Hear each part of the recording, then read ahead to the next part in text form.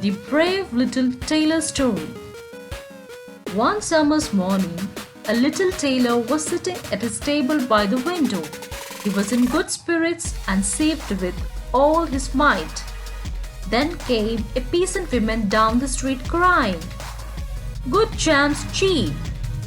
This rang pleasantly in the tailor's ear, and he stretched his gentle head out to the window and called out, "Come over here, dear women. I will buy a jar. Now this jam will give me strength and health," cried the little tailor.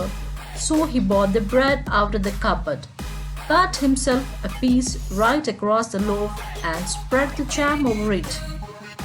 "Now let me just finish this jacket before I take a bite," he said as he laid the bread near him and sieved the jacket. In the meantime, the smell of the sweet jam attracted some flies. He attempted to drive the unbidden guest away. The flies came back again in the bigger number. The little tailor at last lost all his patience and drew a piece of the cloth from his work table and said, "I will get you," struck them mercilessly. When he drew the cloth away and counted, there lay before him the 7 flies dead with legs stretched out. The tailor looked at the flies that he had killed and could not help admiring his own bravery. "The whole town shall know of this," he said. He hastened to cut himself a belt, stitched it, and embroidered on its large letters, "7 dead at one stroke." "Now the whole world should hear of this," he exclaimed. The tailor put on the belt and decided to go on the adventure to show off his bravery. Before he went, he looked around the house to see if there was anyone that he could take with him. However, he found nothing but an old cheese which he put in the pocket. In front of the door there was a small bird, so he also decided to take the bird in his pocket. Then he hit the road which held up into the mountains. When he had reached the highest point of it, he saw a powerful giant looking at him.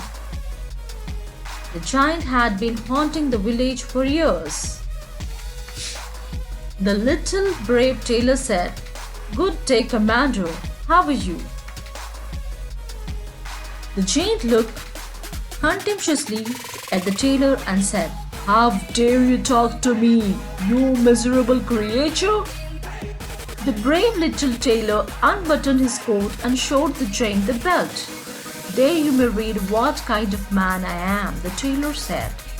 The giant read, "7 dead at one stroke," and thought that they had been the giants whom the tailor had killed, and he began to fear a little fear for the tiny fellow. The giant took a stone in his hand and squeezed it tightly so that only little pieces of it remained. "Do you have the strength to do this?" asked the giant. He put his hand into his pocket, brought out the soft cheese and pressed it until the liquid ran out of it. The giant saw that well-versed thought the tailor just turned a stone into water. Then the giant picked up a stone and threw it as far as that eye could scarcely follow him. "And now the little man do it," the giant said. So the tailor put his hand into his pocket, took up the bird, and threw it into the air. The bird, delightedly with its liberty, rose, flew away, and didn't come back. The giant was impressed and said, "You can certainly throw, but now we will see if you are able to carry a tree." The giant was impressed and said, "You can certainly throw, but now we will see if you are able to carry a tree."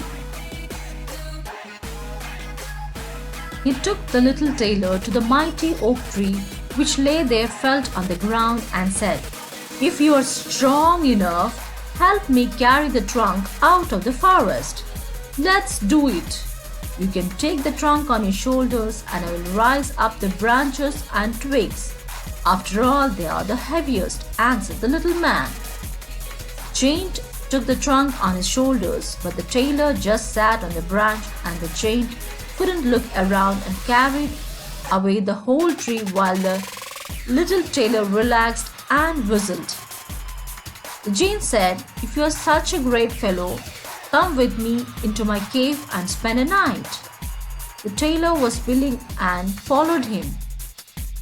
And when they went into the cave, the other giants were sitting there by the fire, and each one of them had a roasted sheep in his hand and were eating it.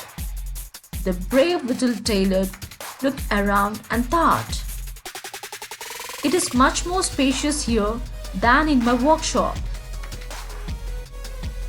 The giant showed him a bed and asked him to lie down into it and sleep.